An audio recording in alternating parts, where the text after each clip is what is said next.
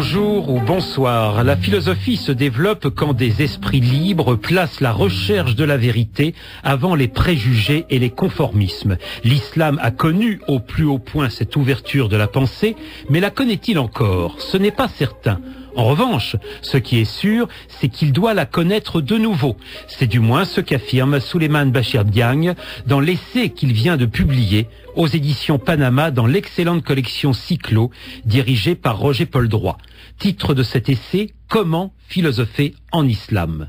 Philosopher en islam, insiste Souleymane Bachir Diagne, et non pas philosophie islamique, même si philosophie islamique est la désignation consacrée, par exemple, dans la nomenclature des enseignements universitaires et par les différentes histoires de la philosophie islamique qui existent. L'expression philosophie islamique, en effet, laisse entendre que la philosophie émane de l'islam, comme en quelque sorte la quintessence de la fleur. Philosopher en islam, au contraire, signifie poursuivre dans l'univers culturel musulman le dialogue exigeant dans lequel, continuellement et en droit, partout, la philosophie se crée. Ainsi, le philosopher en islam s'est-il d'abord constitué dans la traduction en arabe des œuvres grecques, traduction suivie de longs dialogues, mais plus près de nous, on retiendra les dialogues échangés, par exemple, avec Nietzsche ou Bergson. Certes, on peut se demander si le jeu n'est pas faussé dès le départ. Comment philosopher en islam, en effet? Comment rechercher la vérité avant les préjugés et les conformismes, si l'on commence déjà par se donner le Dieu unique du monothéisme, avec une révélation dont on accepte qu'elle provient de lui et tout un ensemble de croyances qui découlent de cette acceptation. En d'autres termes, comment être philosophe et musulman, philosophe et chrétien, philosophe et juif? En croyant, explique Souleymane Bachir Diagne, qu'il existe une sagesse humaine qui a brillé au plus haut point en l'absence de toute révélation du Dieu d'Abraham, d'Isaac et de Jacob, et que cette sagesse doit aider à construire philosophiquement la vérité des significations religieuses. Souleymane Bachir Diagne, bonsoir. Bonsoir et merci de me recevoir. Je vous en prie, nous sommes heureux de vous recevoir justement. Vous êtes normalien, agrégé de philosophie, vous avez enseigné à l'université Cheikh Anta Diop de Dakar, où les auditeurs d'idées ne se comptent plus, je les salue au passage. Vous avez également enseigné à la Northwestern University de Chicago, et vous êtes actuellement professeur à Columbia University à New York. Merci donc de nous rendre visite. Souleymane Bachir Diagne, Mohamed meurt à Médine en 632 de notre ère. Il est âgé de 62 ans. Et d'emblée, dites-vous, va se poser la question de la fidélité. Comment notamment fallait-il entendre tel passage coranique? Et vous posez cette question qui court comme un fil rouge tout au long de votre essai. Quand la vie elle-même est innovation continue, comment fallait-il entendre la fidélité? Alors, j'insiste parce que ce mot fidélité me semble essentiel. Il renvoie bien sûr à infidèle, et on voit bien comment un extrémiste, par exemple islamiste, peut se servir du mot. Mais il pose aussi la question plus profonde, essentielle même, de la tension entre le politique et le spirituel, étant entendu que le spirituel est assimilé à l'absolu. Autrement dit, vous posez une question, comment philosopher en islam, point d'interrogation, qui, me semble-t-il, a été réglée en Europe à la fin du Moyen-Âge, même si cette tension entre le spirituel et le temporel a continué d'être la préoccupation du politique et du droit jusqu'au XXe siècle. Est-ce que je me trompe? Pas du tout. Vous avez bien raison de dire que cette tension a connu un type de règlement en Europe qui a correspondu à l'émergence de l'université européenne au XIIIe siècle, alors que nous n'avons pas assisté à la même émergence dans le monde musulman. Vous avez mis, en utilisant le mot de fidélité, en le soulignant, vous avez mis le doigt sur ce qui est l'objet central de la réflexion que je produis dans cet ouvrage. Effectivement, la grande question qui s'est posée était celle de la fidélité.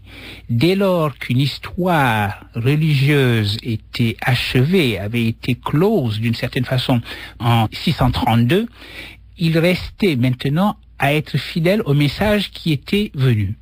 Et qu'est-ce que ça voulait dire? Qu'est-ce que cela voulait dire? Et cette question va au-delà de l'islam. Qu'est-ce que cela veut dire être fidèle à une signification qui est elle-même inscrite dans le temps, à l'intérieur d'une durée et dans des temps qui changent? Voilà la question que j'ai posée dans cet ouvrage, et vous avez encore une fois raison de dire que à partir du XIIIe siècle, deux types de réponses bifurquent. La réponse européenne à cette question et une réponse islamique dont je souhaite qu'elle marche sur les traces d'une compréhension de la fidélité comme mouvement et non pas comme crispation. Encore une fois, pour éclairer l'auditeur qui suit cette émission et pour montrer combien cette question de la fidélité est importante, je vais vous citer par deux fois. Ainsi, vous écrivez « Le prophète n'était pas encore enterré que la terrible expérience des options que sa mort laissait béante s'imposa à la communauté. » Alors évidemment, qui dit option dit fatalement choix entre plusieurs interprétations du Coran, et ça pose indirectement la question de la liberté de choisir. Et puis à un autre moment, beaucoup de versets coraniques vont dans un sens, beaucoup également dans l'autre, et vous ajoutez, il faut donc encore philosopher. Exactement. Première option à la disparition du prophète, qui laisse une communauté et qui n'avait pas indiqué de manière absolument tranchée quelle devait être sa succession. Il était à la fois prophète et dirigeant de la nouvelle communauté qui avait été créée. Est-ce que ces deux fonctions qu'il avait réunies en sa personne pouvaient continuer d'une certaine manière dans la personne d'un successeur? Comment ce successeur devait-il être désigné? C'est la grande question qui s'est posée à la communauté à ce moment-là. Il a fallu choisir et certains choix ont été faits qui jusqu'à présent ont divisé la communauté musulmane et continuent de la diviser. Deuxième aspect, la deuxième citation que vous avez donnée, prenons un exemple simple. Est-ce que l'homme est libre d'agir comme il agit, ou bien est-ce que il y a une prédestination? Dieu, sachant tout, a-t-il déjà établi ce que nous autres humains ferions?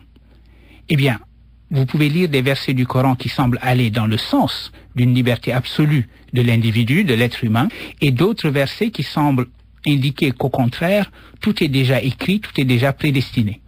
Alors, comment choisir? Quel verset indique ce qu'il en est véritablement? Est-ce qu'il faut dire à ce moment-là que le texte est contradictoire? Non. Si l'on est croyant dans ce texte-là, on croit également en sa profonde unité, en la profonde unité de la signification. Par conséquent, là, il va falloir réfléchir, mettre en œuvre une réflexion qui est naturellement une réflexion philosophique.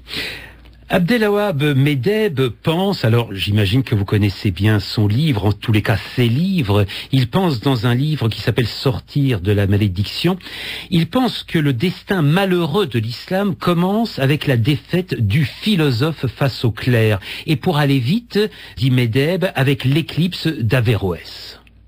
Je le crois aussi, je suis tout à fait d'accord avec cette analyse. Averroès, à un moment donné, se voit exilé, quand le sultan d'Andalousie à cette époque-là croit devoir donner un gage aux partis religieux, aux partis fanatiques, dirons-nous, qui s'étaient opposés de manière très violente à la pensée philosophique. Pour leur donner un gage, il accepte d'exiler Averroès, avec qui il avait entretenu jusque-là des rapports, disons, amicaux, puisque Averroès avait été l'ami de son père. Et il y a également un autodafé des ouvrages d'Averroès. Donc voilà un exemple très précis qui montre comment les clercs, disons le parti fanatique, le parti religieux, avaient eu raison d'Averroès et avaient donc poussé le pouvoir politique à sévir contre Averroès. Et d'une certaine façon, l'islam, le monde de l'islam ne s'en remettra pas pour ce qui est de la réflexion philosophique. Parce que Averroès, c'est quelqu'un qui assure que l'étude de la philosophie est ultimement un devoir religieux. Voilà. Alors c'est extraordinaire parce que plutôt que d'être sur la défensive, de dire écoutez, il doit être permis d'étudier la philosophie, d'écrire en philosophie pour telle et telle raison, au contraire, il prend les choses bien en tête, si je puis dire, en déclarant mais écoutez, puisque c'est notre devoir de connaître notre Créateur et que nous ne pouvons le connaître qu'à travers ses œuvres, l'étude des œuvres du Créateur est la voie royale pour connaître le Créateur. Et cette étude des œuvres du Créateur, l'étude de la nature, quelle est la science qui s'en occupait à l'époque? C'était la philosophie. Souleymane Bachir Ndiaye, on a le sentiment que l'islam moderne n'a toujours pas réglé la question de sa relation à la raison. Je dis toujours pas, car au fond, elle était déjà débattue du temps par exemple, des Moutazilites, aux alentours du 8e, 9e siècle de notre ère. Absolument.